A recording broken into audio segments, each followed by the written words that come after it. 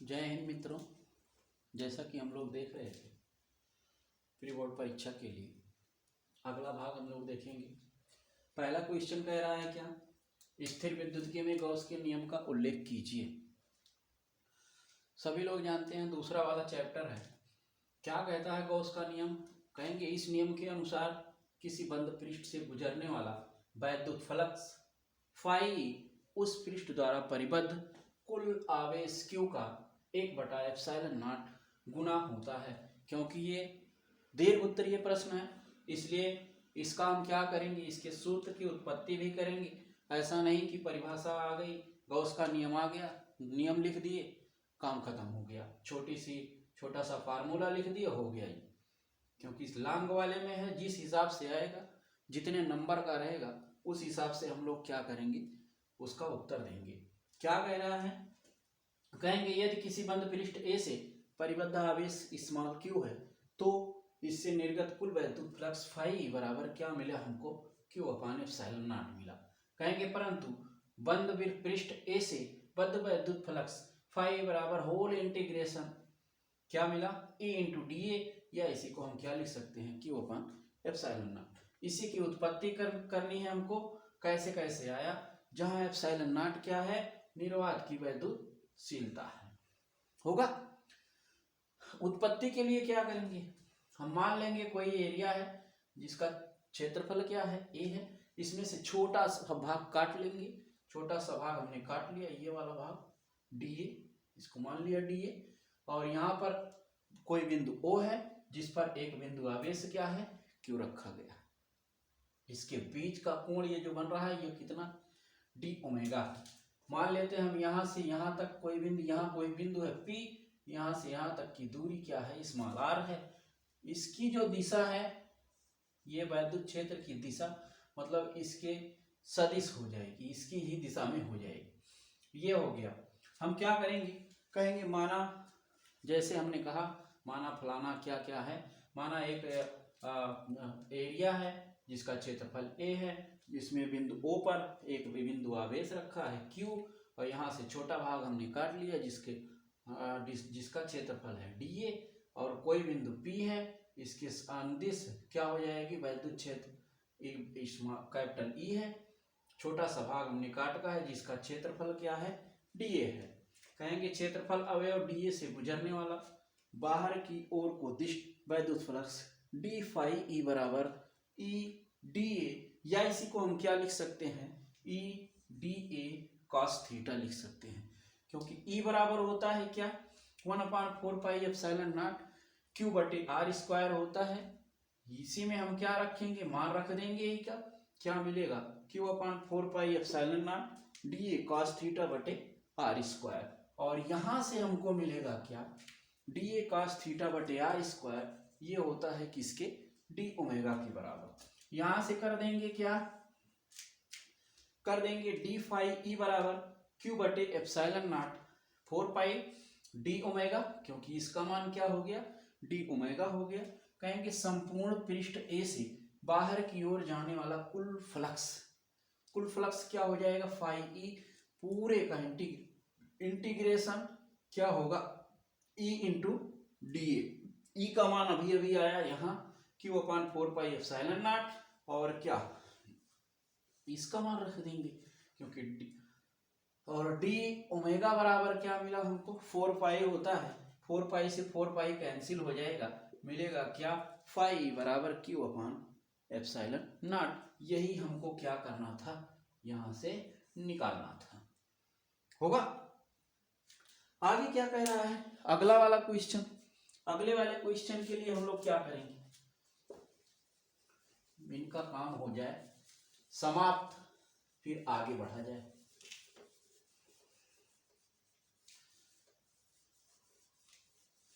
हो गया भाई।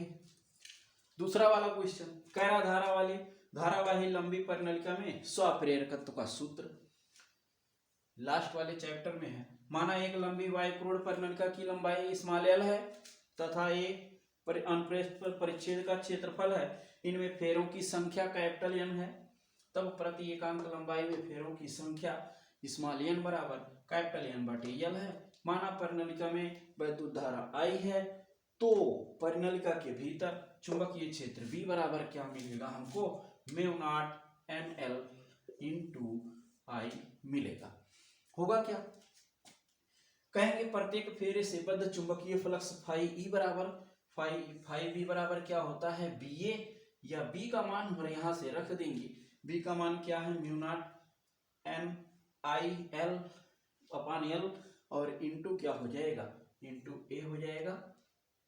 रख देंगे परिनलिका से बद्ध कुल चुंबकीय फ्लक्स, क्योंकि एन फाई बी बराबर यहां से रख देंगे N mu naught N upon L.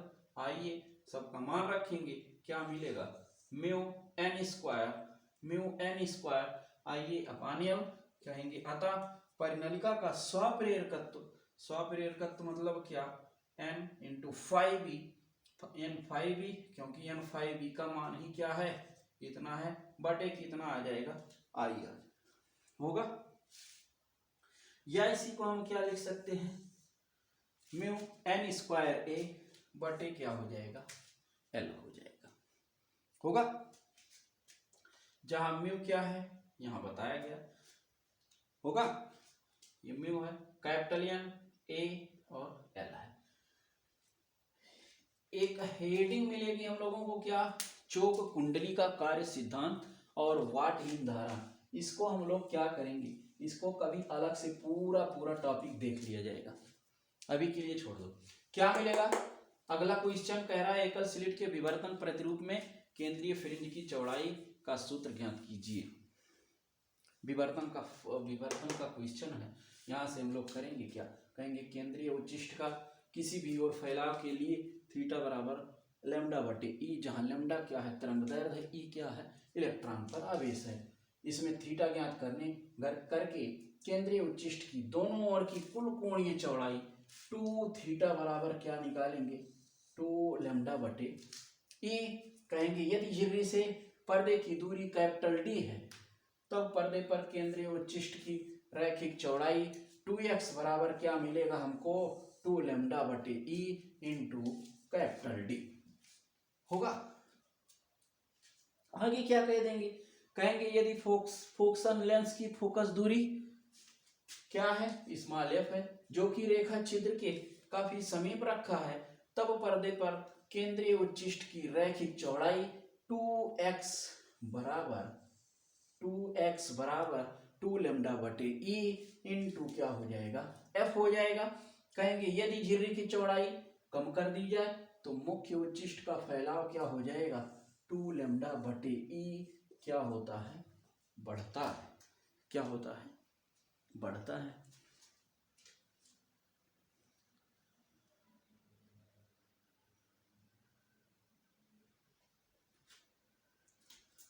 हो गया भाई,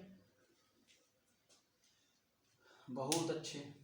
आगे बढ़ा जाए, आगे हम लोग देखेंगे क्या, एक सबसे सस्ता और सबसे आसान क्वेश्चन है, क्या, दूरदृष्टि दोष। कौन सी दोष, दूरदृष्टि दोष। हम कहेंगे ऐसा दोष जिसमें दूर की वस्तुएं तो स्पष्ट दिखाई देती हैं, परंतु नजदीक की वस्तुएं स्पष्ट नहीं दिखाई देती हैं, क्या होता है, दूरदृष्टि दोष कहलाता है। इसका कारण क्या होता है, कारण होता है नेत्र लेंस की वक्रता कम हो जाती है। जब वक्रता कम हो जाएगी, नेत्र का गोलक क्या हो जाएगा, गोलक का व्यास कम हो जाएगा। तो कहाँ बनना था प्रतिबिंब, यहाँ बनना था, प्रतिबिंब यहाँ ना बन के कहाँ बनेगा, पर्दे के पीछे बनेगा, मतलब रेटिना के बाद बनेगा।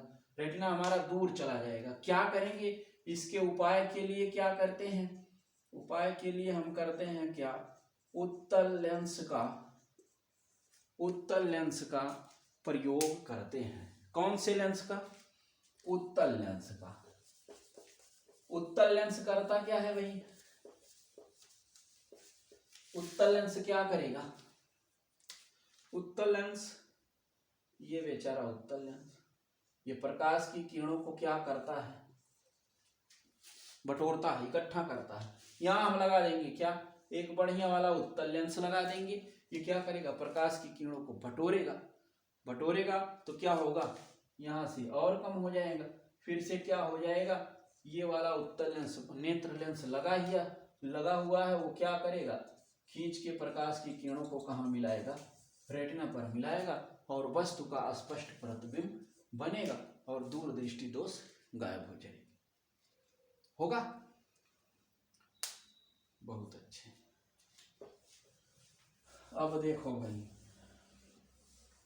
कक्षा 9 वाला क्वेश्चन, कक्षा 9 वाला क्वेश्चन वो भी लॉन्ग वाले में आया है। लॉन्ग वाले में आया क्या, रदरफोर्ड का परमाणु मॉडल क्या है और उसकी कमियां बताइए। परमाणु मॉडल, रदरफोर्ड ने क्या किया था, एक सोने की पतली पन्नी ली थी, ये रहा सोने की पतली पन्नी, और क्या किया, उस पे अल्फा कणों की बमबारी करवा दिया, ऐसे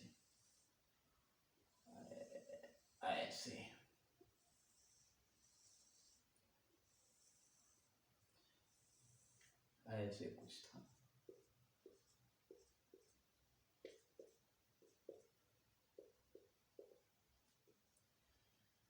(10⁻⁻15 मीटर। उन्होंने देखा क्या देखा, उन्होंने देखा कि परमाणु पर क्या कराया गया, अल्फा कणों की बमबारी कराया गया।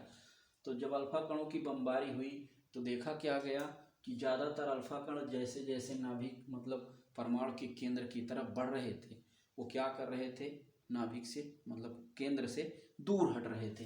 एक अल्फा कण ऐसा था जो जिस रास्ते से गया था उसी रास्ते से वो क्या कर गया, वापस चला आया। मतलब नाभिक परमाणु के बहुत छोटे से भाग में, मतलब 10⁻⁻15 मीटर के भाग में, बहुत छोटे से भाग में, जैसे क्या एक फुटबॉल ले लो और उस फुटबॉल पे एक मक्खी ऐसे बैठा दो, जितनी बड़ी मक्खी होगी वही आकार लगभग क्या होगा, उसका नाभिक का होता था।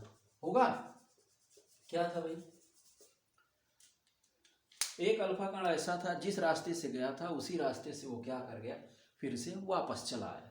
मतलब रदरफोर्ड ने पता लगाया या देखा कि नाभिक के बीचों बीच एक धनावेशित ऐसा भाग है, क्योंकि अल्फा कण भी कैसा होता है, धनावेशित होता है। वो क्या करता है, धन और धन के बीच कैसा बल लगता है, प्रतिकर्षण का, जिस रास्ते से गया था उसी रास्ते से वो वापस चला आया। और उसी पर उन्होंने बताया कि परमाणु के नाभिक के बीचों बीच एक छोटा सा भाग है, परमाणु के बीचों बीच एक छोटा सा भाग है जिसकी त्रिज्या लगभग 10⁻⁻15 मीटर की है। वो उसी को हम क्या कहते हैं, नाभिक कहते हैं। क्या क्या इन्होंने खोजा था, इनका मॉडल क्या कहता है, इनका मॉडल कहता है कि परमाणु का समस्त भाग क्या होता है, खाली रहता है, खोखला रहता है। दूसरा नंबर क्या था, उन्होंने कहा कि परमाणु के बीचों बीच में मतलब 10⁻⁻15 मीटर की त्रिज्या में परमाणु का धनावेशित, संपूर्ण धनावेशित भाग स्थित रहता है और उस धनावेशित भाग को हम क्या कहते हैं, नाभिक कहते हैं। तीसरा वाला क्या कहता है, वृत्तीय कक्षाओं में जो इलेक्ट्रॉन होते हैं वो क्या करते हैं, वृत्तीय कक्षाओं में चक्कर लगाया करते हैं।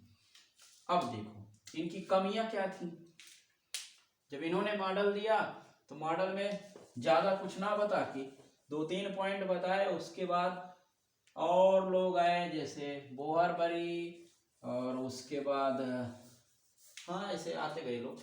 उन्होंने क्या बताया, उनकी मॉडल में जो कमियां आई वो क्या थी, उनके मॉडल की पहली कमी क्या थी, परमाणु के स्थायित्व की व्याख्या नहीं कर पाए। इन्होंने बताया क्या कि परमाणु ऐसा है, ऐसा ऐसा ऐसा ऐसा, और इसके बाहरी कक्षा अस्थायी कक्षा में इलेक्ट्रॉन क्या कर रहा है, चक्कर लगा रहा है।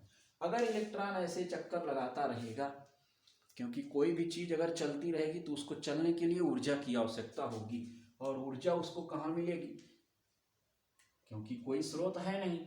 ऊर्जा जितनी रहेगी वो क्या होगी, उसकी धीरे धीरे खत्म होगी, और धीरे धीरे जब खत्म होगी तो ये क्या करेगा, फिर से वापसी करेगा तो और कहाँ आएगा, नाभिक के बीचों बीच आके वो गिर जाएगा। और इस तरह से परमाणु का जो अस्थायित्व होगा वो क्या हो जाएगा, खत्म हो जाएगा। पहली कमी थी। दूसरी कमी क्या थी, रेखीय स्पेक्ट्रम की व्याख्या नहीं कर सके। रेखीय स्पेक्ट्रम के बारे में हम लोग आगे पढ़ेंगे, होगा। कौन कौन कमी मिली, परमाणु के स्थायित्व की व्याख्या नहीं कर सके और रेखीय स्पेक्ट्रम की व्याख्या करने में असफल रहे। कौन, रदरफोर्ड। हो गया भाई। अब देखिए अगला क्वेश्चन क्या कह रहा है, कह रहा है ऊर्जा बैंड के आधार पर चालक, अर्धचालक, अचालक में अंतर बताइए। क्योंकि ऊर्जा बैंड वही ऊर्जा बैंड होते हैं। चालक की अगर हम बात करें, कंडक्टर जिसको कहते हैं, कहेंगे जिनमें संयोजी बैंड, चालन बैंड एक दूसरे पर अध्यारोपित होते हैं। अगर हम मान लें ये कोई चालन बैंड है और ये ऐसे मान लो,